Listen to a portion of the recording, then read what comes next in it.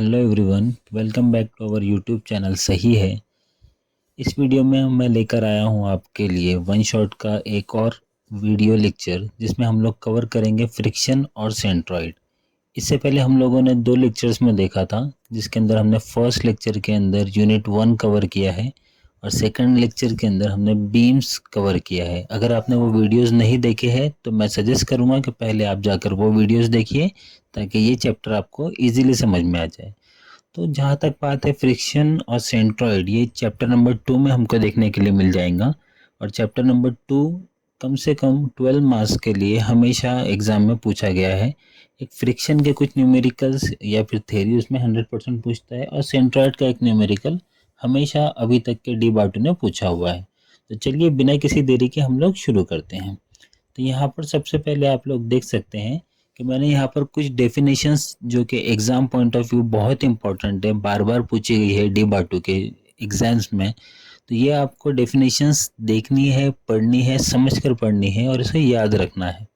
ठीक है, अगर ये डेफिनेशंस आपको नहीं मिलती है तो आप हमारे यूट्यूब चैनल सही है पर भी आपको ये डेफिनेशंस अवेलेबल है, या तो फिर आप किसी बुक से भी इस डेफिनेशंस को पढ़ सकते हो। तो पहली डेफिनेशन है हमारी स्टैटिक फ्रिक्शन, डायनामिक फ्रिक्शन। ये दोनों क्या है? दोनों भी एक टाइप्स ऑफ फ्रिक्शन है। जैसे स्टैटिक फ्रिक्शन के अंदर जब फ्रिक्शन होगा तो बॉडी की मोशन नहीं होंगी, बॉडी रेस्ट पोजीशन में रहेंगी, जबकि डायनामिक फ्रिक्शन के अंदर बॉडी का मोशन होगा। ठीक है, उसी के साथ हम लोग कोएफिशिएंट ऑफ फ्रिक्शन यहाँ पर पढ़ेंगे, जिसको हम इंडिकेट करते हैं म्यू से। ठीक है, और कोएफिशिएंट ऑफ फ्रिक्शन का कोई भी यूनिट नहीं होता है, ये यूनिट लेस होता है। अगर कोएफिशिएंट ऑफ फ्रिक्शन हम स्टैटिक फ्रिक्शन के लिए अगर ले रहे हैं तो हम उसे इंडिकेट करेंगे म्यू एस से, और अगर डायनामिक फ्रिक्शन के लिए हम लोग यूज़ कर रहे हैं तो हम इसे यूज़ करेंगे म्यू के से इंडिकेट करेंगे। ओके, इसी तरह से आपको एंगल ऑफ फ्रिक्शन और एंगल ऑफ रिपोज भी पढ़ना है। ये डेफिनेशंस आपसे 6 मार्क के लिए एग्जाम में पूछी जा सकती है। ओके, और सबसे इम्पोर्टेंट नेक्स्ट जो टॉपिक है हमारा, laws of friction.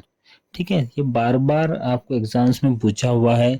Laws of friction या फिर कूलम्स लॉज ऑफ फ्रिक्शन या फिर लॉज ऑफ ड्राई फ्रिक्शन, ये तीनों क्वेश्चन अगर आपको पूछे जाते हैं तो आप इसी का यही सेम आंसर आपको लिखना है। यहाँ पर मैंने 7 पॉइंट्स यहाँ पर निकाल कर आपके लिए लिखा हूँ, जिसमें से जो पॉइंट नंबर 3 और पॉइंट नंबर 4 है, अगर आपको स्पेसिफिकली अगर पूछता है एग्जाम के अंदर कि state the laws of friction for static friction, तो आपको सिर्फ यहाँ पर थर्ड वाला पॉइंट लिखना है, फोर्थ वाला पॉइंट आप नहीं लिखेंगे। लेकिन अगर एग्जाम में ऐसे कुछ भी कंडीशन नहीं है, आपको सिंपली लॉज ऑफ फ्रिक्शन पूछा है, तो आप पूरे के पूरे यहाँ पर लॉज ऑफ फ्रिक्शन यहाँ से लिख सकते हो। ठीक है, चलिए बिना किसी देरी के हम फिर यहाँ पर स्टेप्स देखते हैं कि न्यूमेरिकल किस तरह से सॉल्व करेंगे। अब न्यूमेरिकल फ्रिक्शन के अंदर दो टाइप्स के होते हैं। एक तो होता है कि जहाँ पर आपको एक हॉरिजॉन्टल प्लेन दिया हुआ रहेगा, वहाँ पर आपको या तो फोर्स फाइंड करने के लिए बोलेगा या तो कोएफिशिएंट ऑफ फ्रिक्शन फाइंड करने के लिए बोलेगा। और दूसरा जो टाइप है उसके अंदर इंक्लाइंड प्लेन गिवन रहेगा, और इंक्लाइंड प्लेन के अंदर आपको यहाँ पर again coefficient of friction find करना रहेगा या फिर फोर्स फाइंड करना रहेगा।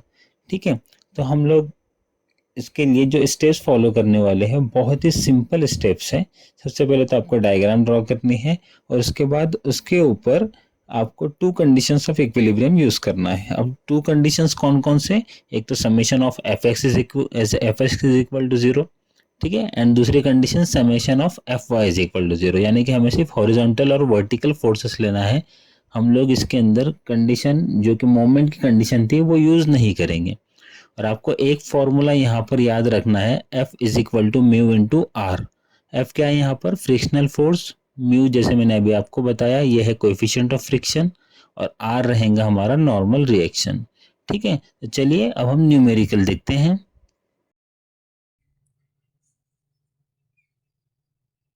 तो चलिए फ्रेंड्स, हम लोग फ्रिक्शन का यहाँ पर एक न्यूमेरिकल लेते हैं। यहाँ पर एक क्वेश्चन गिवन है, a body of weight 300 newton is lying on the rough horizontal surface. यहाँ पर क्या दिया हुआ है? हॉरिजॉन्टल सरफेस गिवन है, हैविंग कोएफिशिएंट ऑफ फ्रिक्शन है 0.3। ठीक है, हम सबसे पहले तो क्या देखेंगे? कोएफिशिएंट ऑफ फ्रिक्शन यानी कि म्यू कितना दिया हुआ है यहाँ पर? 0.3। यहाँ पर बॉडी का एक वेट गिवन है, वेट गिवन है यहाँ पर बॉडी का, वो कितना दिया हुआ है यहाँ पर? वेट 300 न्यूटन, तो हम लिखेंगे यहाँ पे 300 न्यूटन। आगे क्या पूछा है आपको, find the magnitude of force which can move the body while acting at an angle of 25 degree with the horizontal. तो सबसे पहले यहाँ पर हमको पहले क्वेश्चन में देखना है कि हमारा जो सरफेस है वो कौन सा है। सरफेस कैसे दिया है, यहाँ पर हॉरिजॉन्टल सरफेस गिवन है। तो सबसे पहले यहाँ पर डायग्राम गिवन नहीं है, तो हम लोग यहाँ पर डायग्राम बनाएंगे। एक हॉरिजॉन्टल सरफेस है, तो मैं सबसे पहले यहाँ पर हॉरिजॉन्टल सरफेस यहाँ पर ड्रॉ किया है। यहाँ पर मैंने उसके ऊपर एक बॉडी है, उसका वेट कितना है 300 न्यूटन। तो यहाँ पर एक बॉडी बनाता हूँ मैं, और इसका वेट कितना है 300 न्यूटन। और हमेशा एक बात ध्यान में रखना है कि वेट हमेशा कहाँ पे लगेगा, डाउनवर्ड डायरेक्शन में। अब यहाँ पर मेरा एक वेट लग गया 300 न्यूटन, ठीक है। साथ में ही क्या बोला था यहाँ पर कि find the magnitude of force, कि इस बॉडी के ऊपर एक फोर्स लग रहा है which can move the body, जो बॉडी को मूव करा सकता है, और वो कितने एंगल पर है 25 डिग्री पर। क्या बोला है यहाँ पर, जो फोर्स है फोर्स 25 डिग्री पर लग रहा है, ठीक है। तो आपको इसमें कन्फ्यूजन नहीं करना है आपको कि यहाँ पर हॉरिजॉन्टल सरफेस दिया है, यहाँ पर फिर एंगल कहाँ से आ गया। तो ये जो एंगल है ये किसके लिए है, ये फोर्स के लिए है। तो मैं यहाँ पर कुछ डायरेक्शन गिवन नहीं है कि हॉरिजॉन्टल है या वर्टिकल जा रहा है फोर्स, तो आपकी मर्जी है। यहाँ पर सॉरी आपकी यहाँ पर दिया हुआ है कि आपका जो फोर्स है वो लग रहा है, लेकिन कौन से डायरेक्शन में, लेफ्ट या राइट, ये आपको गिवन नहीं है। तो यहाँ पर आपको क्या करना है, यहाँ पर आप कंसिडर कर सकते हो कि आपका फोर्स एक डायरेक्शन में कहीं जा रहा है। तो मैंने उसको कंसिडर किया कि मेरा फोर्स है राइट डायरेक्शन में, ठीक है। ये हॉरिजॉन्टल, और मेरा फोर्स कैसे है, इंक्लाइंड है। यहाँ पर हमें गिवन है कितना डिग्री पे, 25 डिग्री पे। तो ये एंगल कितना मिल गया मुझे, 25 डिग्री, ठीक है। और ये फोर्स कितना है अभी हमें पता है क्या, नहीं पता है। तो मैं इसको कंसिडर करता हूँ कि ये मेरा फोर्स पी है, ठीक है। अब यहाँ पर आपको एक बात ध्यान में रखनी है कि अगर आपकी बॉडी राइट साइड में जाएंगी तो यहाँ पर फ्रिक्शन कहाँ पर लगेगा, उसके हमेशा अपोजिट डायरेक्शन में, ठीक है। क्योंकि फ्रिक्शन हमेशा बॉडी के अपोजिट डायरेक्शन में जाता है। जहाँ पर बॉडी मूव हो रही है तो उसके अपोजिट डायरेक्शन में क्या लगेगा, फ्रिक्शन। तो मैंने लिख दिया यहाँ पर फ्रिक्शनल फोर्स F, और F के लिए हमें फॉर्मूला पता है, क्या फॉर्मूला था, म्यू इनटू आर, ठीक है। अब यहाँ पर जब बॉडी का वेट जा रहा है 300 न्यूटन नीचे के डायरेक्शन में, और ये मेरा हॉरिजॉन्टल सरफेस है, तो हमेशा हॉरिजॉन्टल सरफेस के लिए जो भी सरफेस रहेगा आपका, उसको परपेंडिकुलर एक फोर्स निकलेगा जिसको हम लोग बोलते हैं नॉर्मल रिएक्शन, ठीक है। तो अब ये यहाँ पर एक हॉरिजॉन्टल सरफेस है, इसको परपेंडिकुलर ये एक फोर्स आपको ड्रॉ करना है। ये क्या रहेगा आपका, नॉर्मल रिएक्शन आर, ठीक है। फिर से एक मतलब आपको डायग्राम एक्सप्लेन करता हूँ। इसके अंदर क्या दिया हुआ था, a body of weight 300 newton is lying on a rough horizontal surface. तो हमने हॉरिजॉन्टल सरफेस ड्रॉ किया, एक बॉडी ड्रॉ की, उसका वेट दिखाया नीचे 300 न्यूटन, ठीक है। और आगे क्या बोला था कि इसके ऊपर एक फोर्स एक्ट हो रहा है जो कि 25 डिग्री के ऊपर है। तो मैंने एक फोर्स कंसिडर किया और उसको एंगल दिया 25 डिग्री, क्योंकि क्वेश्चन में गिवन था। और फोर्स यहाँ पर हमें पता नहीं, इसलिए हमने उसको कंसिडर किया पी। अगर आपकी बॉडी जाएंगी राइट साइड में तो फ्रिक्शन हमेशा कहाँ लगता है, अपोजिट डायरेक्शन में, ठीक है। यही पॉइंट आपको आपके जो लॉज ऑफ फ्रिक्शन है उसमें भी आपको देखने के लिए मिलेगा कि हमेशा बॉडी के अपोजिट डायरेक्शन में क्या मिलेगा, लगेगा आपका फ्रिक्शन, ठीक है। और नॉर्मल रिएक्शन हमेशा परपेंडिकुलर रहेगा टू द प्लेन या टू द हॉरिजॉन्टल सरफेस। तो हॉरिजॉन्टल सरफेस को हमने परपेंडिकुलर दिया, नॉर्मल रिएक्शन आर, ठीक है। अभी जैसे हम लोगों ने स्टेप्स देखे थे, स्टेप्स के अंदर क्या था, फर्स्ट स्टेप कि आपको इसके ऊपर बॉडी बनाना है, तो हमने बॉडी बना दिया यहाँ पर। सेकंड स्टेप में क्या था, इसके ऊपर कंडीशंस ऑफ इक्विलिब्रियम लगाना है। अब कंडीशंस ऑफ इक्विलिब्रियम लगाने के लिए यहाँ पर दो कंडीशन लगेंगी, एक लगेंगी समीशन एफ एक्स, दूसरी लगेंगी समीशन एफ वाई। सबसे पहले पी जो फोर्स है आपका वो कैसा फोर्स है, इंक्लाइंड फोर्स है। और हमें पता है कि जब भी इंक्लाइंड फोर्स रहेगा हम क्या करेंगे, उसके दो कंपोनेंट निकालेंगे, एक हॉरिजॉन्टल में दूसरा वर्टिकल में, ठीक है। और कंपोनेंट निकालते टाइम आपको क्या याद रखना है, जिधर एंगल उधर कॉस, ठीक है। आपको फर्स्ट जो मैंने अभी वन शॉट के जो लेक्चर्स बताया हूँ आपको, तो फर्स्ट वीडियो में आपको ये चीज़ देखने को मिल जाएंगी। तो जिधर एंगल उधर कॉस, तो मैंने यहाँ पे क्या लिखूँगा, पी, एंगल हॉरिजॉन्टल से है इसलिए यहाँ पर कॉस 25। तो यहाँ पर क्या आ जाएगा फिर, पी साइन 25, ओके। अब ये होने के बाद हम क्या करेंगे, यहाँ पर अप्लाइंग कंडीशंस ऑफ इक्विलिब्रियम। तो मैं यहाँ पर लिखता हूँ applying conditions of equilibrium. Conditions of equilibrium में यहाँ पर दो कंडीशन हमें यूज़ करना है, तो मैं लेता हूँ फर्स्ट कंडीशन। फर्स्ट कंडीशन क्या है हमारी, summation of F X is equal to 0। Summation F X यानी इसके लिए साइन कन्वेंशन क्या लेते थे हम लोग, right side plus left side minus. ठीक है, तो चलिए अब इस डायग्राम में देखते हैं कि राइट साइड में कौन से फोर्सेस हैं। तो राइट साइड में सबसे पहले क्या है, पी कॉस 25। ठीक है, तो ये क्या आ जाएगा, plus P cos 25। P sine 25 नहीं आएगा क्योंकि वो समीशन एफ वाई के अंदर आएगा, आर भी नहीं आएगा। फिर उसके बाद एफ कहाँ पर जा रहा है, लेफ्ट साइड में, लेफ्ट मीन्स माइनस। ठीक है, तो एफ की जगह पे क्या लिख सकता हूँ मैं, म्यू इनटू आर, तो मैंने लिखा म्यू इनटू आर। ठीक है, और कोई फोर्स है क्या हॉरिजॉन्टल डायरेक्शन में, तो नहीं है, तो मैं क्या करूँगा यहाँ पे लिखूँगा इक्वल टू 0। अब मैं लिखूँगा नीचे पी कॉस 25 माइनस म्यू की वैल्यू यहाँ पर गिवन है हमें, कितनी थी 0.3, तो मैं लिखूँगा 0.3 into R is equal to 0। अब यहाँ पर दो अननोन्स हैं, पी की भी वैल्यू, पी भी अननोन है, आर भी अननोन है, तो इसको हम नंबर दे देंगे इक्वेशन नंबर 1। ओके, अब यहाँ पर हम लोग क्या करेंगे, सेकंड कंडीशन ऑफ इक्विलिब्रियम लगाएंगे। सेकंड कंडीशन ऑफ इक्विलिब्रियम क्या है, summation of F Y is equal to 0। Summation F Y के अंदर हम लोग क्या देखते हैं, अपवर्ड प्लस डाउनवर्ड माइनस, ये आपको ध्यान में रखना है। फिर से डायग्राम पे आइए, इसमें अपवर्ड पी साइन 25 कहाँ पर जा रहा है, ऊपर की डायरेक्शन में, इसलिए ये प्लस पी साइन 25। उसके बाद आर वाला जो फोर्स है नॉर्मल रिएक्शन, ये भी अपवर्ड है, इसलिए ये भी प्लस आर। उसके बाद एफ तो आएगा नहीं क्योंकि ये हॉरिजॉन्टल फोर्स है। 300 न्यूटन कहाँ पे जा रहा है, एक्टिंग डाउनवर्ड, इसलिए ये भी माइनस 300, और कुछ नहीं है, इसलिए इज इक्वल टू 0। नेक्स्ट इसमें क्या बन जाएगा, P sine 25 plus R is equal to -300, equal के उधर जाकर क्या हो जाएगा, प्लस 300। अगेन यहाँ पर पी और आर दोनों अननोन है, तो हम यहाँ पे इक्वेशन को नंबर दे देंगे इक्वेशन नंबर 2। अब इक्वेशन नंबर 1 और इक्वेशन नंबर 2 ये आपको कैल्सी पर सॉल्व करना है। कैल्सी पे किस तरह सॉल्व करना है मैंने आपको बताया हुआ है, अगर आपको ये पता नहीं है तो मैं इसकी जो कैल्सी की जो कैलकुलेशन करते हैं हम लोग, उसकी लिंक आपको डिस्क्रिप्शन में डाल दूंगा, तो वहाँ से आप लोग इक्वेशन सॉल्व करना सीख सकते हो। तो मैं यहाँ पर सिंपली लिख देना है आपको, solving, after solving equation 1 and equation 2। जब आप लोग कैल्सी पे दोनों इक्वेशन फाइंड करेंगे तो 2 मिनट में आपका ये इक्वेशन सॉल्व हो जाएगा। और कैल्सी पे सॉल्व करने के बाद आपको पी की वैल्यू डायरेक्टली मिल जाएंगी। पी की वैल्यू है 87.1 और यूनिट क्या था यहाँ पर, न्यूटन था, तो इसीलिए हम लोग यहाँ पर क्या लिखेंगे, न्यूटन। कैल्सी पर सॉल्व करने के बाद आपको दो वैल्यूज़ मिलेंगी, एक पी की वैल्यू मिलने वाली है और एक आर की वैल्यू मिलने वाली है, लेकिन क्वेश्चन में हमसे सिर्फ पी की वैल्यू पूछा था, इसीलिए हम यहाँ पर पी की वैल्यू ले लेंगे। ठीक है, तो चलिए अब हम बढ़ते हैं हमारे नेक्स्ट क्वेश्चन की तरफ।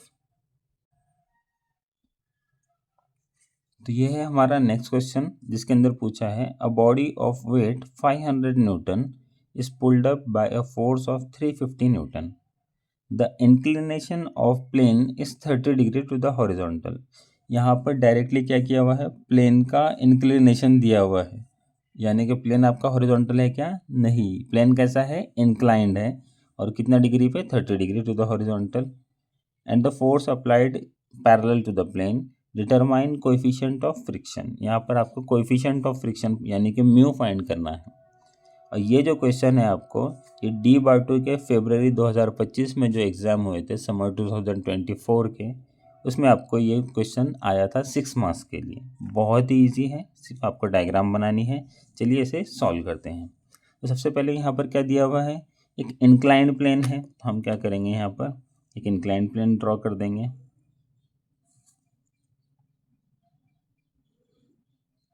ठीक है, और यहाँ पर इंक्लिनेशन ऑफ प्लेन कितना दिया हुआ है, 30 डिग्री, यानी कि ये एंगल कितना है, 30 डिग्री।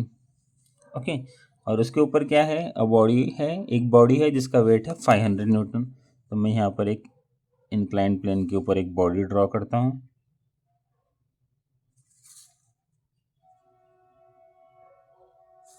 इसका वेट है 500 न्यूटन। अभी आपको बताया मैंने कि आपका प्लेन कैसे भी रहने दो, लेकिन आपकी बॉडी का जो वेट है वो हमेशा कहाँ रहेगा, एक्टिंग डाउनवर्ड, वर्टिकली डाउनवर्ड। ये कितना हो गया, 500 न्यूटन। ठीक है, अब इस केस में हमारा इंक्लाइंड सरफेस है, तो ये वाला हमारा क्या बन जाएगा, सरफेस हो गया है। ठीक है, सरफेस को हमेशा परपेंडिकुलर क्या रहेगा, नॉर्मल रिएक्शन। तो ये सरफेस है आपका, सरफेस को परपेंडिकुलर यानी कि ऐसे आपका क्या बन जाएगा, नॉर्मल रिएक्शन, जिसको हम लोग बोलते हैं आर। ठीक है, यहाँ पर क्या गिवन है, क्या बोला था, a body of weight 500 newton is pulled up by a force of 350 newton. एक फोर्स लग रहा है जिसकी वजह से आपकी बॉडी ऊपर जा रही है। ठीक है, तो आपका फोर्स लगेगा, और फोर्स कैसे दिया है यहाँ पे, applied parallel to the plane, कि ये जो प्लेन है आपका उससे पैरेलल यहाँ पर एक फोर्स गिवन है, यानी कि इस तरह से आपका एक फोर्स है जिसको हम लोग बोल रहे हैं कितना न्यूटन है, 350 न्यूटन। यहाँ पर फोर्स भी गिवन है आपको 350 न्यूटन। अब बॉडी अगर ऊपर की डायरेक्शन में जाएंगी तो यहाँ पर फ्रिक्शन हमेशा कहाँ लगेगा, उसके अपोजिट डायरेक्शन में। बॉडी ऊपर जा रही है तो यहाँ पर फ्रिक्शन किधर होगा, डाउन, नीचे की डायरेक्शन में। ठीक है, तो ये फ्रिक्शनल फोर्स है मेरा एफ, और एफ के लिए फॉर्मूला क्या है हमारे पास, म्यू इनटू आर। तो बार बार फॉर्मूला इसलिए लिख रहा हूँ ताकि आपको ये फॉर्मूला याद हो जाए। ठीक है, तो इस तरह से हमारी ये डायग्राम बन गई है। लेकिन आपको एक बात यहाँ पर एक शॉर्टकट बताता हूँ, आपको करना क्या है कि इंक्लाइंड प्लेन के अंदर आप जैसे कि बहुत सारी वीडियोस में या बुक्स में देखोगे तो वहाँ पर बहुत ही ज़्यादा कंफ्यूज करके रखा है। क्योंकि होता क्या है कि अगर हमारा इंक्लाइंड प्लेन है, ठीक है, तो ये इसे और इसे अगर हम, ये तो आपको इंक्लाइंड दिख रहा है, अब इंक्लाइंड के हम लोग क्या करते हैं, दो कंपोनेंट निकालते हैं। आपको 350 के भी दो कंपोनेंट निकालना पड़ेंगे, आर के भी दो कंपोनेंट निकालना पड़ेंगे, एंड एफ के भी दो कंपोनेंट निकालना पड़ेंगे।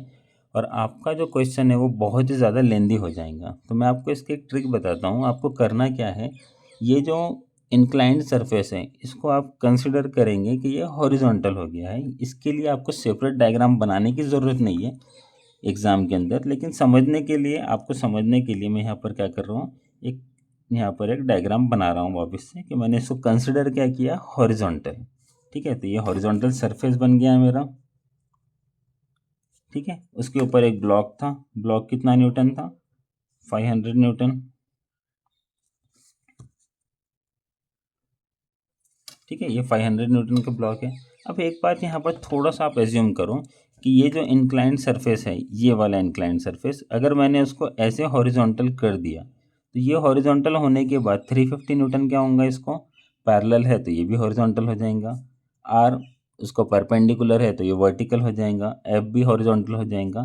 लेकिन जो 500 न्यूटन का फोर्स है, जब मैं, आप सोचिए इसको थोड़ा सा, अगर मैंने उसको ऐसे किया, थोड़ा सा नीचे लिया, प्लेन को पकड़ के ऐसे किया, जब प्लेन को अगर मैं हॉरिजॉन्टल कर लूँगा तो ये वाला फोर्स किधर चले जाएगा, इधर हो जाएगा थोड़ा सा, बराबर है। अब जब 500 न्यूटन का फोर्स ऐसे होने वाला है तो 500 न्यूटन का फोर्स कैसे बनाऊंगा मैं यहाँ पर, इंक्लाइंड। तो मैंने क्या किया, यहाँ पर इंक्लाइंड फोर्स बनाया, और ये फोर्स कितना है, 500 न्यूटन।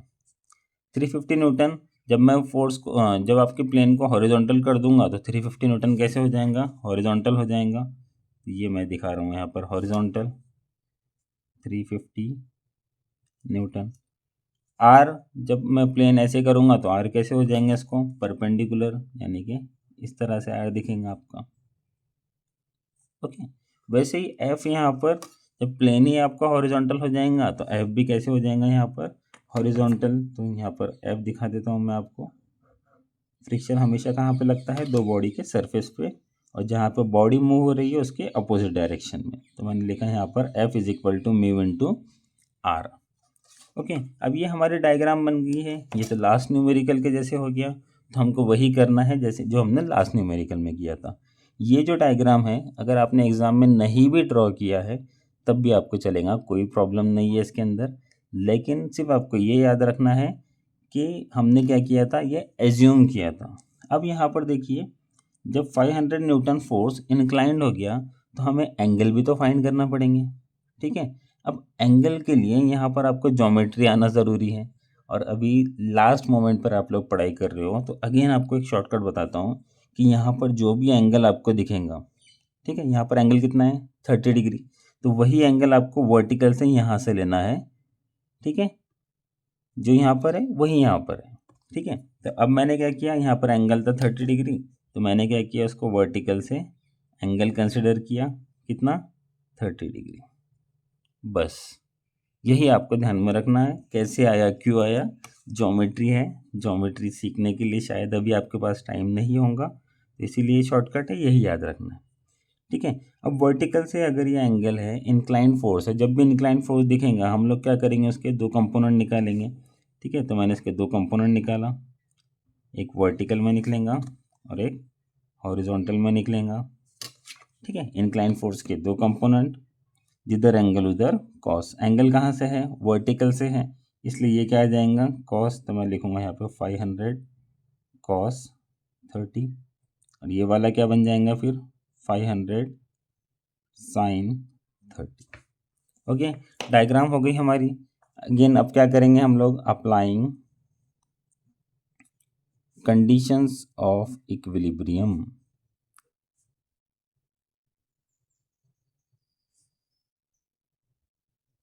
अब कंडीशंस ऑफ इक्विलिब्रियम में फर्स्ट कंडीशन क्या लेंगे हम लोग, समीशन ऑफ एफ एक्स, यानी कि horizontal force should be equal to zero. ठीक है, दूसरी condition summation of F Y is equal to zero.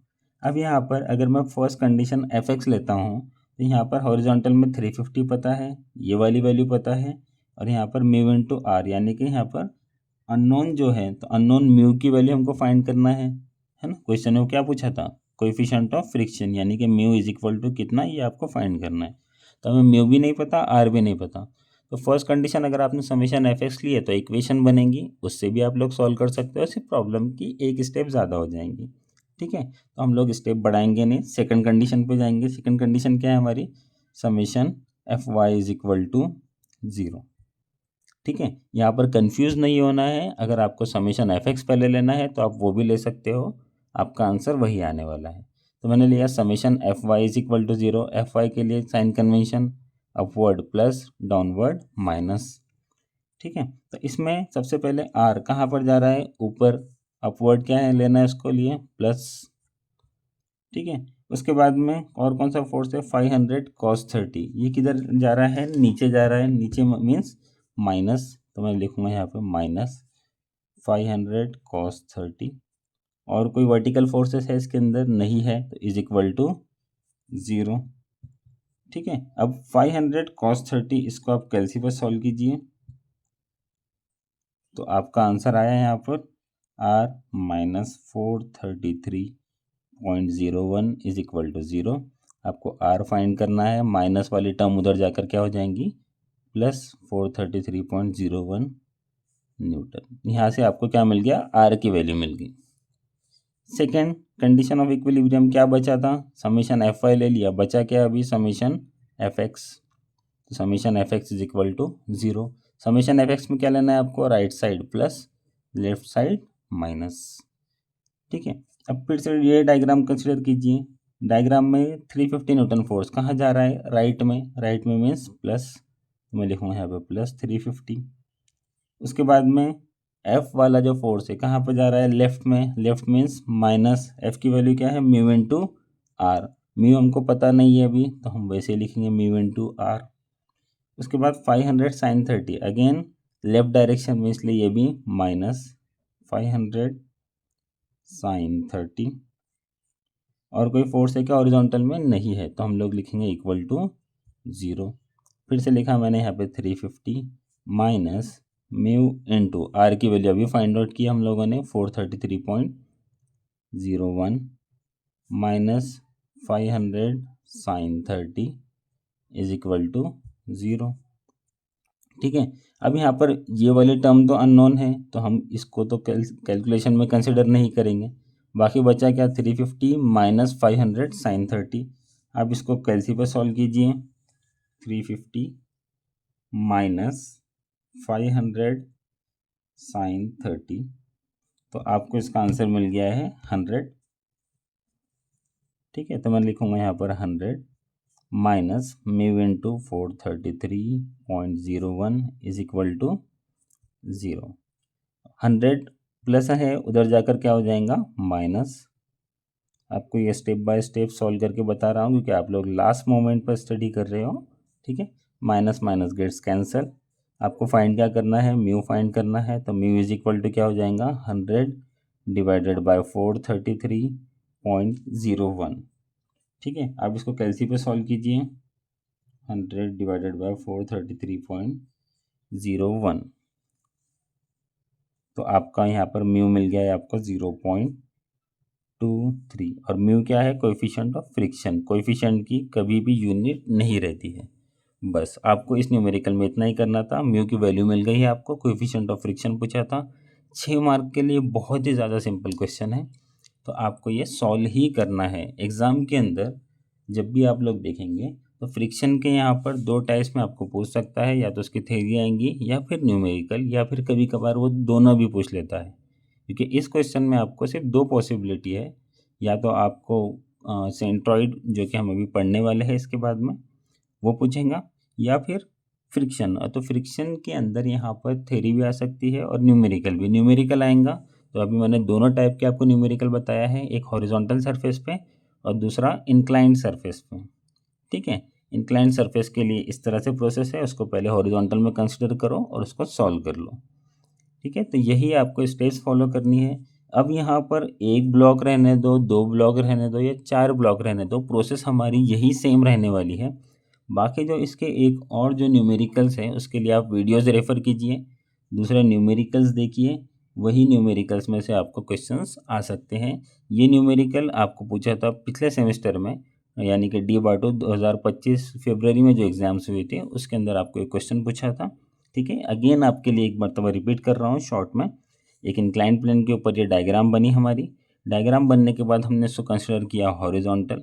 जब इसको हॉरिजॉन्टल सरफेस कंसिडर करूँगा तो सिर्फ ये जो 500 न्यूटन वाला जो फोर्स है वो इंक्लाइंड हो जाएगा, बाकी सब हॉरिजॉन्टल या वर्टिकल हो जाएंगे।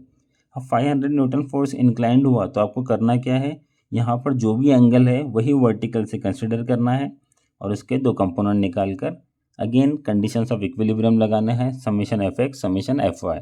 आपकी मर्जी है, आप पहले समेशन एफ एक्स भी ले सकते हो, लेकिन अगर समेशन एफ एक्स पहले अगर इस केस में आप लेते थे तो वहाँ पर आर की वैल्यू हमें पता नहीं थी, तो इसकी इक्वेशन बनती थी 2 स्टेप्स, एक स्टेप आपको और एक्स्ट्रा लगने वाले थे। ठीक है, तो होप यहाँ पर आपका फ्रिक्शन का जितने भी न्यूमेरिकल्स थे हमने कवर किए हैं। अभी हम लोग बढ़ते हैं सेंट्रॉइड की तरफ। तो इस चैप्टर का हमारा नेक्स्ट टॉपिक है सेंट्रॉइड। ठीक है, अब आपको एग्जाम में सेंट्रॉइड या फिर सेंटर ऑफ ग्रेविटी फाइंड करने के लिए बोलता है। एक बात ध्यान में रखना है आपको कि सेंट्रॉइड प्लेन फिगर के लिए होता है और सेंट्रॉइड जिसका कुछ ना कुछ मास होता है। ठीक है, तो सेंट्रॉइड और सेंटर ऑफ ग्रेविटी में क्या फर्क है कि सेंट्रॉइड सिर्फ प्लेन फिगर के लिए रहेगा और सेंटर ऑफ ग्रेविटी जिस ऑब्जेक्ट का मास रहेगा उसमें हम लोग यूज करेंगे सेंटर ऑफ ग्रेविटी। लेकिन जनरली यहाँ पर इंजीनियरिंग मैकेनिक्स के जितने भी ऑथर्स हैं वो सेंट्रॉइड और सेंटर ऑफ ग्रेविटी को सेम वर्डिंग में लिखते हैं, उनकी जो सॉल्व करने की प्रोसेस है वो दोनों भी सेम है। ठीक है, तो आपको यहाँ पर 2 फॉर्मूलेज याद रखने हैं, एक है एक्स बार और एक है वाई बार। अब एक्स बार का फॉर्मूला यहाँ पर इजी है, a1x1 plus a2x2 plus a3x3 divided by a1 plus a2 plus a3। Similarly y के लिए है कि x1 की जगह पर यहाँ पे क्या लिखा हुआ है, y1 y2 y3 लिखा हुआ है। ठीक है, अब यहाँ पर आप लोग देख रहे होंगे कि यहाँ पे सिंबल है प्लस माइनस प्लस माइनस। अब ये प्लस माइनस का मतलब क्या है, मैं आपको जिस तरह से हम लोग अभी न्यूमेरिकल सॉल्व करेंगे तब आपको बता दूंगा। सिर्फ आपको इतने फॉर्मूले, दोनों फॉर्मूले याद रखने हैं। और एक टिप याद रखिए, यहाँ पर ये बहुत ही इंपॉर्टेंट है, और अगर आपको ये टिप समझ में आ गई, ये छोटी सी टिप है, तो 2 लाइन के लिए आपको डायरेक्टली 3 मार्क्स मिलने वाले हैं एग्जाम के अंदर। और वो टिप क्या है कि अगर आपका जो सेक्शन है, जैसे यहाँ पर सेंट्रॉइड में I section, T section, C section वगैरह देता है, अगर आपका सेक्शन एक्स एक्सिस पे सिमेट्रिकल है तो आपको डायरेक्टली वाई बार की वैल्यू मिल जाएंगी। ठीक है, आपको यहाँ पर a1 y1 a2 y2 वगैरह निकालने की ज़रूरत नहीं रहेगी। और सिमिलरली अगर आपका सेक्शन y एक्सिस पे सिमेट्रिकल होता है तो फिर इसका उल्टा आपको किसकी वैल्यू मिलेंगी, x बार की। ये वैल्यूज, ये टिप आपको याद रखनी है। ठीक है, फिर से एक मरतबा रिपीट करता हूँ कि अगर आपका सेक्शन जो भी एक्सिस पे सिमेट्रिकल है तो उसके अपोजिट वाला एक्सिस का आपको डायरेक्टली वैल्यू मिल जाएंगी। जैसे अगर x एक्सिस पे सिमेट्रिकल है तो आपको y बार की वैल्यू मिलेंगी, अगर y एक्सिस पर सिमेट्रिकल है तो आपको x बार की वैल्यू मिलेंगी। ठीक है, अगर आपके इसमें अभी भी कंफ्यूजन है तो चलिए हम न्यूमेरिकल सॉल्व करते हैं और उसमें आपको ये डाउट आपके क्लियर हो जाएंगे। तो ये है हमारा सेंट्रॉइड का फर्स्ट न्यूमेरिकल। इसके अंदर एक क्वेश्चन गिवन है, locate the centroid of the T section as shown in figure. यहाँ पर एक टी सेक्शन गिवन है, इसका आपको सेंट्रॉइड निकालने के लिए बोला हुआ है। ठीक है, ये क्वेश्चन आपको पूछा गया था D/2 फरवरी 2025 के एग्जाम में, यानी कि पिछले सेमेस्टर में ही ये क्वेश्चन आया था आपको 6 मार्क के लिए। ठीक है, आपको फाइंड क्या करना है, सेंट्रॉइड फाइंड करना है इसका। यहाँ पर एक बात, जैसे मैंने अभी आपको टिप में बताया कि आपको करना क्या है, पहले देखना है कि आपका सेक्शन सिमेट्रिकल है या नहीं है। सिमेट्रिकल मीन्स क्या होता है, जैसे अगर आपकी नोटबुक है, नोटबुक अगर आप लोग क्या करते हो, एक दूसरे के ऊपर यहाँ पर ओवरले करते हो, उसको बंद करते हो, तो यहाँ पे क्या होगा, सिमेट्रिकल रहेंगी आपकी नोटबुक। ये वाला पेज और ये वाला पेज एक दूसरे के ऊपर ओवरलैप हो जाता है, यानी कि वो क्या है, सिमेट्रिकल है। वैसे ही अगर टी सेक्शन को फॉर एग्जांपल मैंने इस तरह से, यानी कि हॉरिजॉन्टल सरफेस से अगर यहाँ से फोल्ड करने के लिए कोशिश किया, हॉरिजॉन्टल यानी कि ऐसे, ठीक है, अब मैं अगर इसको ऐसे ओवरलैप करूँगा तो वो एक दूसरे के ऊपर ओवरलैप नहीं होगा। ऑब्वियस सी बात है, क्योंकि टी सेक्शन है, नीचे कुछ भी नहीं है, फ्लेंज है बस। लेकिन अगर इस सेक्शन को मैं इस तरह से, यानी कि ये वर्टिकल एक्सिस पे, वाई एक्सिस पे, अब यहाँ से अगर ऐसे फोल्ड करूँगा, ये क्या होगा, एक दूसरे के ऊपर एक आ जाएगा, ओवरलैप हो जाएगा, यानी कि सिमेट्रिकल है। अब हमने टिप में मैंने क्या बताया था आपको, कि अगर आपका सेक्शन जो भी एक्सिस पर सिमेट्रिकल है, तो उसके अपोजिट वाला जो भी एक्सिस का बार रहेगा वो आपको डायरेक्टली मिल जाएगा। यहाँ पर सेक्शन कौन से एक्सिस पर सिमेट्रिकल है, वाई एक्सिस पे, तो आप क्या लिखेंगे यहाँ पे, the section is symmetrical about, कौन सा एक्सिस है ये, y एक्सिस। सिमेट्रिकल अगर y एक्सिस पे तो हमको किसकी वैल्यू मिलने वाली थी, x बार की। ठीक है, अब x बार की वैल्यू कैसे मिलेंगी, तो यहाँ पर देखो x डायरेक्शन में जितने भी लेंथ है, एक तो 3 सेंटीमीटर है, दूसरा है 12 सेंटीमीटर, दोनों में से बड़ा कौन सा है, 12 सेंटीमीटर। तो आपको क्या करना है, जो बड़ा है उसको डिवाइडेड बाय 2 करना है, तो मैंने लिया 12 डिवाइडेड बाय 2। फिर से एक मरतबा बता रहा हूँ, सेक्शन अगर सिमेट्रिकल वाई एक्सिस पे है तो आपको वैल्यू किसकी मिलेंगी, एक्स बार की, और कितनी मिलेंगी, तो एक्स डायरेक्शन में देखिए लेंथ एक 3 सेंटीमीटर है, दूसरा 12 सेंटीमीटर है, दोनों में से बड़ा कौन, 12, तो 12 का हमने हाफ किया, तो एक्स बार कितना मिल गया हमको, 6 सेंटीमीटर। अगर आप एग्जाम में सिर्फ इतना भी करते हो, अगर आपका सेक्शन सिमेट्रिकल है और आपने सिर्फ 2-3 लाइन लिख दिया, तो यहाँ पर आपको 3 मार्क्स यानी कि हाफ मार्क्स मिल जाएंगे। ठीक है, और बाकी के जो हाफ मार्क्स है उसके लिए आपको सॉल्व करना पड़ेगा। तो ये टिप है, ये टिप आपको याद रखनी है एग्जाम के लिए। ठीक है, तो चलिए अब हम इसे सॉल्व करते हैं। यहाँ पर टी सेक्शन गिवन है, यानी कि 2 रेक्टेंगल गिवन है, तो मैं रेक्टेंगल को नंबर दे देता हूँ कि नीचे वाला जो रेक्टेंगल है ये वाला, वो है नंबर 1, सेकेंड वाला नंबर 2। ये आपकी मर्जी है, आप आपके हिसाब से यहाँ पर उसको नंबरिंग कर सकते हो। अब आपको फाइंड क्या करना है, उसके लिए एरिया फाइंड करना है। A1 मैंने लिया, एरिया 1। ठीक है, एरिया 1 यानी कि फर्स्ट फिगर का एरिया, फर्स्ट फिगर यानी कि length into width. First figure में लेंथ कितनी है इसकी, हाइट कितनी है 10, विड्थ कितनी है 3, तो मैं करूँगा यहाँ पर 10 इंटू 3, तो A1 मिल गया मुझे 30 सेंटीमीटर दिया हुआ है। एरिया का क्या क्या है, यूनिट सेंटीमीटर स्क्वायर। वैसे ही एरिया 2 यानी कि A2, सेकंड फिगर का आपको क्या निकालना है, A2 निकालना है। कितना है यहाँ पर 12 मल्टीप्लाइड बाय 3, तो मैं करूँगा यहाँ पर 12 इंटू 3, ये आ गया मेरा 36 सेंटीमीटर स्क्वायर। अब यहाँ पर एक्स बार तो मिल गया है हमको ऑलरेडी, तो x1 x2 निकालने की ज़रूरत नहीं है। यहाँ पर क्या निकालना पड़ेगा आपको, y1 एंड y2। अब y1 निकालने के लिए आपको ध्यान में रखना है, y1 क्या होता है, distance of centroid from x axis. तो सबसे पहले आपके समझने के लिए मैं यहाँ पर डायग्राम बना रहा हूँ। यहाँ पर एग्ज़ाम में आपको ये डायग्राम बनाने की ज़रूरत नहीं है। कभी भी आप लोग ये न्यूमेरिकल सॉल्व करेंगे तो आपको इस तरह से y एक्सिस और x एक्सिस ले लेना है। ठीक है, अब x एक्सिस में यहाँ पे हमने ले लिया y1, मतलब क्या होता है कि distance of centroid for figure number 1, ये फिगर नंबर 1 है, सिर्फ इतनी ही फिगर कंसिडर करो। इसका सेंट्रॉइड मतलब ये यहाँ से आएगा कहीं तो भी, इसके सेंट्रॉइड का डिस्टेंस कहाँ से लेना है हमको, x एक्सिस से, फ्रॉम x एक्सिस, मतलब यहाँ से लेके यहाँ तक की जो लेंथ रहेंगी मेरी, ये क्या हो जाएगा मेरा y1। ओके, वैसे ही अगर y2 निकालना है तो इसका मतलब क्या है, फिगर नंबर 2 का centre from x axis. Figure number 2 का सेंटर कहाँ पे आएगा, यहाँ पे कहीं तो आ जाएगा इसका सेंटर। इसका डिस्टेंस लेना है, कहाँ से लेना है आपको, फ्रॉम x एक्सिस। ये x एक्सिस है मेरा, तो यहाँ से लेके यहाँ तक का डिस्टेंस ये क्या हो जाएगा मेरा, y2। ठीक है, चलिए अब हम लोग देखते हैं डायरेक्टली।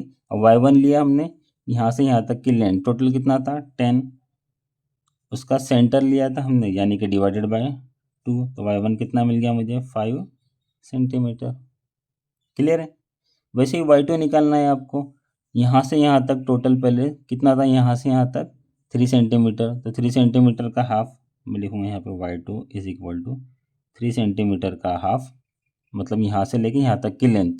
ठीक है, अब उसके बाद यहाँ से नीचे भी तो आना है हमको, एक्स एक्सिस से टोटल डिस्टेंस आपको यहाँ से लेना है, बराबर। तो यहाँ से यहाँ तक तो आपको मिल गया अभी 3 डिवाइडेड बाय 2, और नीचे कितना है 10 सेंटीमीटर, तो हम उसमें क्या करेंगे ऐड कर देंगे 10 सेंटीमीटर।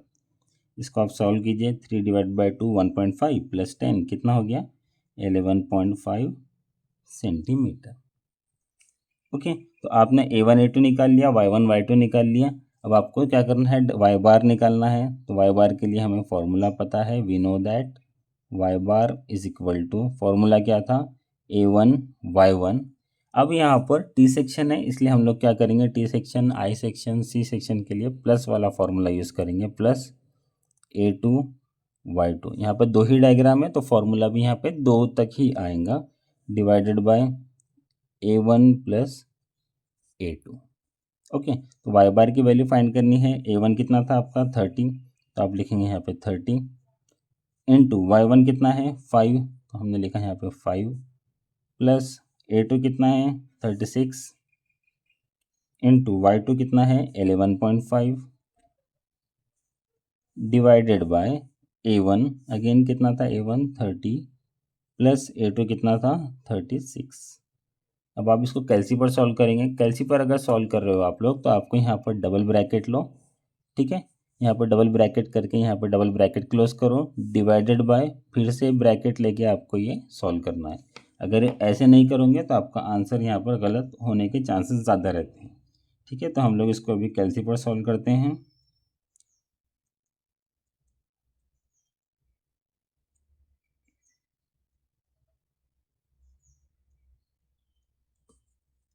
तो हमने क्या किया, इसको कैल्सी पर सॉल्व किया और आपका यहाँ पर आंसर आया 8.54। तो वाई बार की वैल्यू कितनी मिल गई हमको 8.54। यूनिट क्या रहेगा इसका सेंटीमीटर।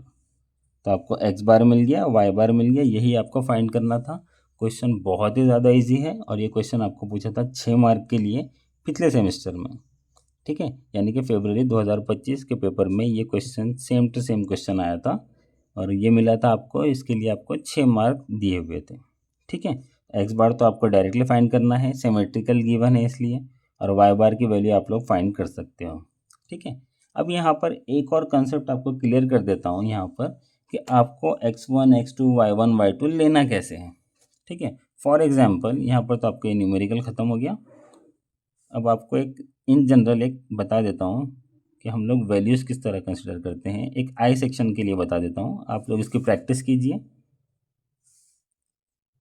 प्रैक्टिस करेंगे तो आपको ये क्वेश्चन समझ में आएंगे। दिखने में बहुत ही सिंपल है और एक्चुअल में है भी सिंपल, बट कैलकुलेशंस में आपकी मिस्टेक्स हो सकती है। जब भी आप सॉल्व करने खुद से बैठोगे तो आपको कुछ ना कुछ प्रॉब्लम आ सकती है। ठीक है, मान लो कि आई सेक्शन कुछ इस तरह से आपको गिवन है। ठीक है, इसकी वैल्यूज़ हम लोग कंसिडर कर लेते हैं कुछ ना कुछ।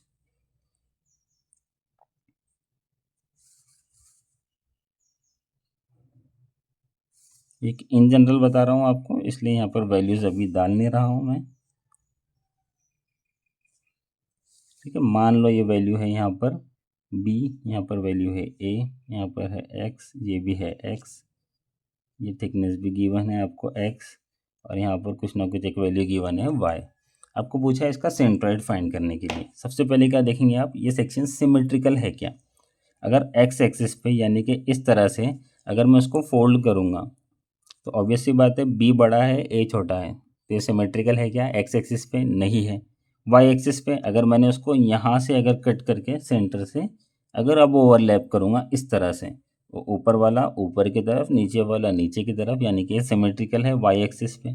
वाई एक्सिस पे अगर सिमेट्रिकल है तो वैल्यू किसकी मिलेंगी, एक्स बार की वैल्यू मिलेंगी। ठीक है, ये आपको ध्यान में रखना है, बाकी के लिए सेम प्रोसेस है। फिर से आप क्या करेंगे, सबसे पहले इसको नंबरिंग दे देंगे 1 2 3। ठीक है, अब यहाँ पर 3 फिगर है तो फॉर्मूले में यहाँ पे क्या आएगा, a1y1 plus a2y2 plus a3y3 divided by a1 plus a2 plus a3। क्योंकि 3 फिगर है इसलिए फॉर्मूला भी 3 नंबर्स तक जाएगा, ये आपको ध्यान में रखना है। दूसरी चीज़, सबसे बड़ा जो कन्फ्यूजन होता है हमारा x1 x2 निकालने के लिए, सबसे पहले क्या कीजिए आप, यहाँ पर आपके समझने के लिए 2 एक्सिस निकाल लो, x axis and y axis. ठीक है, डायग्राम अगर आप प्रॉपरली निकालोगे, क्योंकि यहाँ पर b बड़ा है इसलिए यहाँ से हम लोगों ने लिया है y एक्सिस, तो मैंने लिखा है यहाँ पर y, यहाँ पर लिखा है x एक्सिस। ठीक है, इसके अंदर डायग्राम काफ़ी ज़्यादा इंपॉर्टेंट है, डायग्राम अगर आपकी प्रॉपर है तो आपका आंसर भी प्रॉपर रहेगा। ठीक है, अब इसके अंदर y1 y2 y3 निकालना है आपको। y1 मतलब क्या, डिस्टेंस ऑफ फिगर नंबर 1 का जो सेंट्रॉइड है, कहाँ से लेके, x डायरेक्शन, x एक्सिस से, यानी कि ये क्या आ जाएगा मेरा, ये वाली लेंथ y1। वैसे ही फिगर नंबर 2, ये वाली फिगर है, इसका सेंटर यहाँ पर कहीं तो रहेगा। ठीक है, उसका डिस्टेंस कहाँ से, तो x एक्सिस से, x एक्सिस नीचे है तो यहाँ से लेके यहाँ तक का डिस्टेंस, ये क्या मिल जाएगा मुझे, y2। वैसे ही सिमिलरली थर्ड फिगर यानी कि फिगर नंबर 3, इसका सेंटर का डिस्टेंस फ्रॉम x एक्सिस। ठीक है, तो ये यहाँ से लेके यहाँ तक का जो डिस्टेंस हो जाएगा मेरा, ये क्या बन जाएगा मेरा, y3। ठीक है, अगर मान लीजिए कि अगर आपका सेक्शन सिमेट्रिकल नहीं होता और वहाँ पर आपको फाइंड करना पड़ता x1 x2 x3, तो x1 x2 x3 का डिस्टेंस क्या है यहाँ पर, तो एक बात ध्यान में रखना है, सिंपल सी एक बात बता रहा हूँ आपको कि फर्स्ट फिगर का सेंटर यहाँ से लेके यहाँ तक y एक्सिस तक, सेकंड फिगर का सेंटर यहाँ से लेके यहाँ तक, फर्स्ट फिगर का यहाँ से लेके यहाँ तक का डिस्टेंस कितना हो गया आपका, x1, सेकंड फिगर का यहाँ से लेके यहाँ तक का डिस्टेंस कितना हो गया, x2, थर्ड फिगर का सेंटर से लेके y एक्सिस तक डिस्टेंस, ये कितना हो गया आपका, x3। ठीक है, अगर आप देखेंगे डायग्राम गौर से तो ये तीनों के सेंटर एक ही लाइन में है और वर्टिकल यानी कि y एक्सिस से सेम है यहाँ पर। तो आपको क्या करना है, सिंपली एक बात ध्यान में रखना है कि यहाँ पर x1 x2 x3 I section में और टी सेक्शन में, फिर से बता रहा हूँ मैं आपको, सिर्फ I section and T section में यहाँ पर आपका x1 x2 x3 जो भी रहने दो, वो तीनों क्या रहेंगे, इक्वल रहेंगे, ये बात आपको ध्यान में रखना है।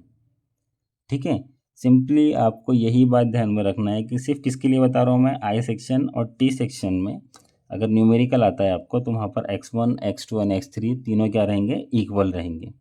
ठीक है, आपको सिंपली यहाँ से b/2 डिस्टेंस फाइंड कर लो, x3 मिल गया, वही रहेगा आपका x2, वही रहेगा x1, इसमें कंफ्यूज होने की ज़रूरत नहीं है। ठीक है, तो ये था आई सेक्शन और टी सेक्शन। चलिए बढ़ते अभी हमारे नेक्स्ट टॉपिक की तरफ।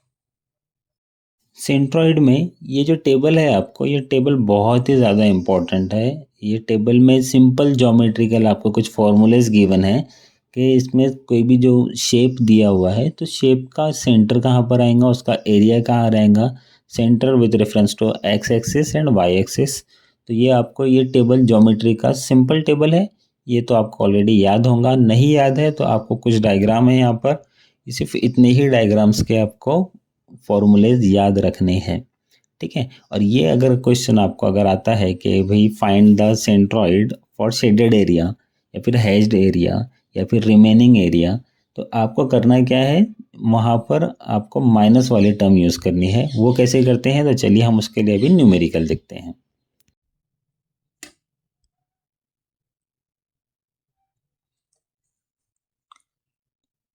तो एक न्यूमेरिकल है यहाँ पर, determine the centroid of shaded area.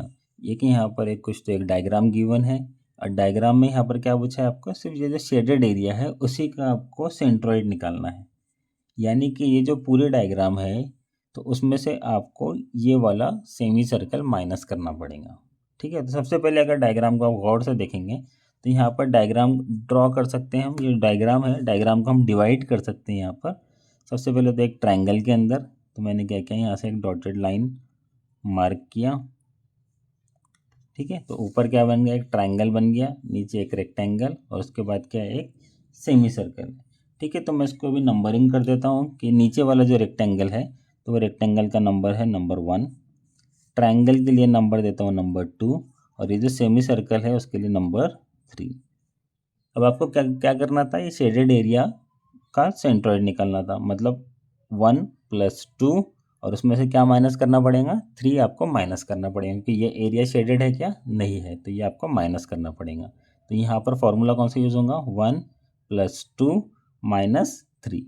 ठीक है, तो ये जो भी फॉर्मूलेज आपके बनेंगे तो ये आपके फिगर के ऊपर, आपकी डायग्राम के ऊपर यहाँ पर डिपेंड करेंगे। ठीक है, तो सबसे पहले A1 A2 A3 हम लोग निकाल लेते हैं। सबसे पहले एरिया 1, एरिया 1 क्या है, यहाँ पर रेक्टेंगल है, रेक्टेंगल का एरिया क्या होता है, लेंथ इनटू उसकी विड्थ या फिर हाइट जो भी गिवन है। यहाँ पर लेंथ कितनी है टोटल, 40 + 40 यानी कि 80।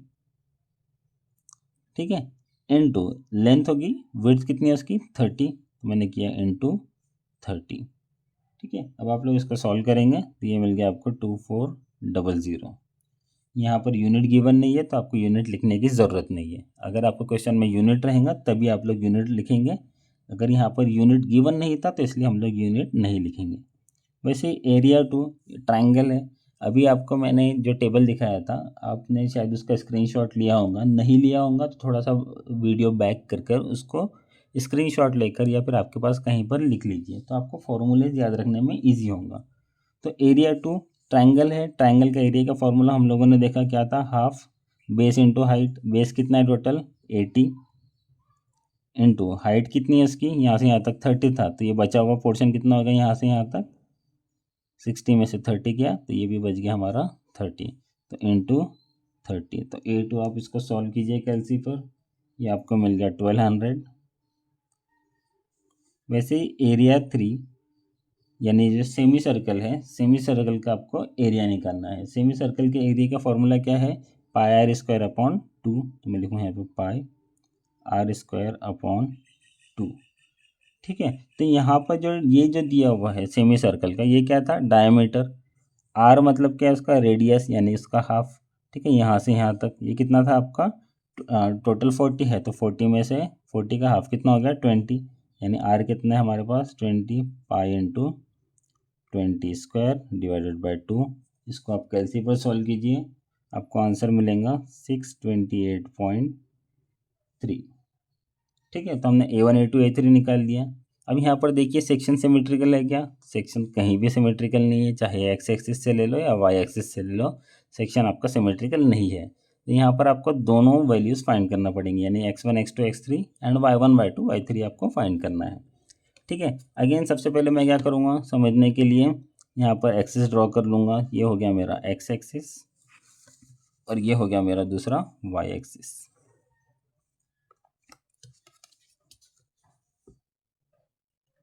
डायग्राम यहाँ पर बहुत ही ज़्यादा क्रूशियल रोल प्ले करती है, बहुत ही ज़्यादा इंपॉर्टेंट है, तो डायग्राम प्रॉपरली बनाना है आपको इसके अंदर। ठीक है, अब यहाँ पर फिगर नंबर 1, यहाँ पर क्या है, रेक्टेंगल है, रेक्टेंगल का सेंटर यहाँ पे कहीं तो रहेगा। ठीक है, इसके सेंटर से लेके यहाँ तक का डिस्टेंस। ठीक है, तो ये क्या हो जाएगा मेरा, ये वाला x1 यानी distance of centroid of figure number 1 from y axis. ठीक है, तो यहाँ से लेके यहाँ तक ये क्या हो रहा है मेरा x1 हो जाएगा, यहाँ से लेके यहाँ तक। ठीक है, टोटल कितना था 80, तो हम लोगों ने लिखा 80, इसका सेंटर यानी डिवाइडेड बाय 2, तो x1 कितना मिल गया 40। फिगर नंबर 1 क्या थी आपकी, रेक्टेंगल थी। वैसे ही ट्राइंगल है यहाँ पर फिगर नंबर 2, यानी कि x2 निकालना है आपको, इसका सेंटर यहाँ पर कहीं तो भी रहेगा। ठीक है, तो इसके सेंटर से लेके यहाँ तक का डिस्टेंस ये क्या हो जाएगा आपका x2। अब x2 निकालना है आपको, तो हमारे पास जो फॉर्मूला था अभी हम लोगों ने जो डायग्राम देखा, तो डायग्राम में यहाँ से ऐसे ट्राइंगल गिवन था। ठीक है, और ये यहाँ से लेके यहाँ तक के आपको दिया हुआ था x, और इसकी वैल्यू क्या थी b/3 बराबर है, यानी बेस डिवाइडेड बाय 3। तब ये जो रिमेनिंग वाला जो पार्ट है हमारा जो ट्राइंगल है इसके अपोजिट है, यानी कि उल्टा है। ठीक है, तो हम लोग क्या कर सकते हैं, टोटल ये जो लेंथ है उसमें से b/3 माइनस कर सकते हैं। ठीक है, टोटल लेंथ कितनी है 80, 80 में से b/3 किया तब भी होगा, या फिर अगर आपको वैसे नहीं समझ में आ रहा तो ये जो लेंथ है आप निकाल सकते हो 2b/3 इस फॉर्मूले से। ठीक है, तो हम x2 क्या करेंगे डायरेक्टली यहाँ पे, ये कितना बन गया x2, 2b डिवाइडेड बाय 3। तो मैंने लिखा है यहाँ पे 2 इंटू बेस कितना है इसका 80 डिवाइडेड बाय 3। इसको आप कैलसी पर सॉल्व कीजिए, इसका आंसर आया आपका 53.3। वैसे ही सेमी सर्कल है, ठीक है। सेमी सर्कल का सेंटर यानी कि उसका रेडियस, यहाँ से लेके यहाँ तक का डिस्टेंस, ये क्या मिल जाएगा आपको x3, ठीक है। तो यहाँ से लेके यहाँ तक ये कितना था आपका 20 प्लस 40, ठीक है। तो x3 क्या लिखूंगा मैं, रेडियस कितना है इसका 20, क्योंकि इसका सेंटर ले रहे हैं हम लोग 20 प्लस, तो यहाँ तक आ गया, यहाँ से यहाँ तक का डिस्टेंस कितना है 40, तो x3 मिल गया मुझे 60। ओके, वैसे ही आपको क्या निकालना है y1 y2 एंड y3, ठीक है। तो मैं निकालता हूँ यहाँ पर y1 इज इक्वल टू, अब y1 क्या है, ये फिगर नंबर 1 है, इसका जो सेंटर है, सेंटर का डिस्टेंस फ्रॉम कौन सा एक्सिस, x एक्सिस, तो ये मिल जाएगा मुझे y1। टोटल कितना है यहाँ से यहाँ तक 30, तो y1 कितना हुआ 30 डिवाइडेड बाय 2 कितना हो गया 15। वैसे ही फिगर नंबर 2, ये जो ट्राइंगल है इसका सेंटर का डिस्टेंस कहाँ से लेना है आपको, फ्रॉम x एक्सिस, ये मिल जाएगा आपको y2 बराबर है। अब यहाँ से लेके यहाँ तक कितना था टोटल 30, तो मैं यहाँ पे लिखता हूँ y2 is equal to 30 plus, अभी यहाँ से लेके यहाँ तक का डिस्टेंस इतना बचा हुआ है, क्योंकि मैंने इतना तो फाइंड कर लिया, यहाँ से यहाँ तक 30 है, ऊपर वाला बचा हुआ कितना है, तो उसके लिए फॉर्मूला रेफर करो। फॉर्मूला क्या था वहाँ पर, आप लोग देखिए उसके अंदर h डिवाइडेड बाय 3, यानी कि यहाँ से लेके यहाँ तक की लेंथ गिवन थी कितनी h बाय 3, h कितना है यहाँ पर 30, तो 30 डिवाइडेड बाय 3। ये आप सॉल्व कीजिए कैलसी के ऊपर, आपको इसका आंसर मिलेगा 30/3 कितना हो गया 10 प्लस 30 40, ठीक है। नहीं समझ में आ रहा तो आप इसके लिए कैलसी यूज़ कीजिए। वैसे ही y3 क्या है यहाँ पर, ये जो सेमी सर्कल है, ठीक है, यहाँ पर आपको समझने के लिए बना रहा हूँ, ये जो सेमी सर्कल है इसका डिस्टेंस यहाँ से लेके यहाँ तक के आपको डिस्टेंस चाहिए बराबर है, ये वाला डिस्टेंस यहाँ से लेके यहाँ तक, ये हो जाएगा आपका y3।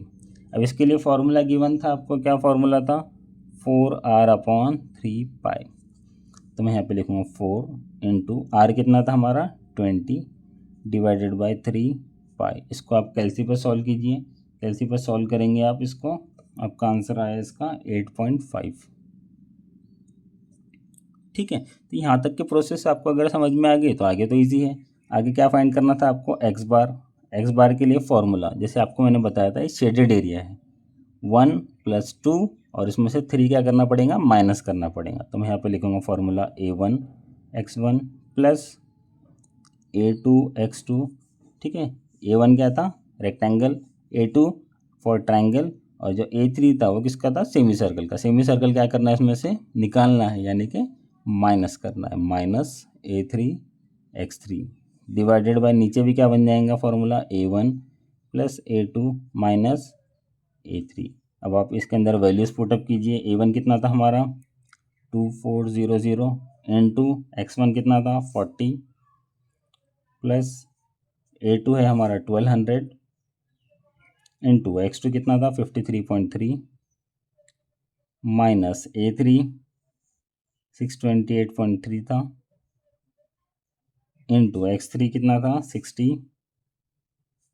Whole divided by A1 plus A2 minus A3।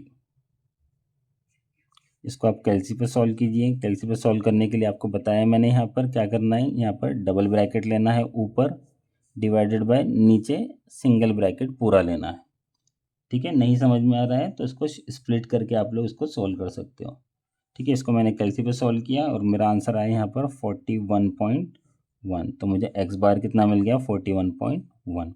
वैसे ही क्या फाइंड करना था वाई बार के लिए फॉर्मूला क्या बनेगा A1 y1 plus A2 y2, third वाली फिगर क्या किया हमने उसमें से निकाल दिया, यानी कि -A3 y3 divided by A1 plus A2 minus A3। फॉर्मूले में हम लोग ये वैल्यूज़ पुटअप करेंगे। A1 कितना था 2400 into y1 15 plus A2 1200 into y2 40 minus a3 628.3 into y3 8.5 whole divided by a1 plus a2 minus a3। Again कैलसी पर सॉल्व कीजिए इसको, आपको y बार की वैल्यू मिलेंगी और जो मेरी वैल्यू आई है वो है 26.5। ठीक है, ये कैलकुलेशन खुद से करके देखिए सो दैट आपको समझ में आएगा आपके कैलकुलेशन सही है या गलत है। ठीक है, तो अगर आपने ये दो टाइप के न्यूमेरिकल कर लिए जैसे कि आई सेक्शन टी सेक्शन या फिर एक ये रिमेनिंग पार्ट वाला जैसे कि हम लोग शेडेड एरिया जिसे हम लोग बोलते हैं, अगर वो दोनों भी आपने कर लिए तो आपका सेंट्रॉइड वाला टॉपिक कवर हो सकता है इसके अंदर। ठीक है, तो आज के लिए इतना ही और आपको एग्ज़ाम के लिए बहुत बहुत बेस्ट ऑफ लक। आपके 3 चैप्टर्स हम लोगों ने वन शॉट वीडियोस में कंप्लीट किए हैं, तीनों वीडियोस जाके देखिए, उसके ऊपर प्रैक्टिस कीजिए। बाकी इम्पोर्टेंट जो टॉपिक्स है उसकी जो लिंक है मैं आपको फिर से डाल रहा हूँ यहाँ पर डिस्क्रिप्शन में। इम्पोर्टेंट टॉपिक्स देखिए, 4th एंड 5th यूनिट का आपको थ्योरी करना है, बाकी 1st, 2nd, 3rd आपने पूरा कंप्लीट करना है जो वन शॉट में दिया हुआ है और उसके रिलेटेड क्वेश्चंस आपको सॉल्व करने हैं। तो आपका यहाँ पर एग्ज़ाम के लिए प्रिपरेशन हो सकता है क्योंकि हम लोग बहुत ही शॉर्ट पीरियड में एग्ज़ाम की प्रिपरेशन कर रहे हैं। तो इतना करके हम लोग देखते हैं। अगर आपको वीडियो पसंद आई हो तो इसे लाइक कीजिए, शेयर कीजिए और हमारा चैनल सब्सक्राइब कीजिए। Thank you.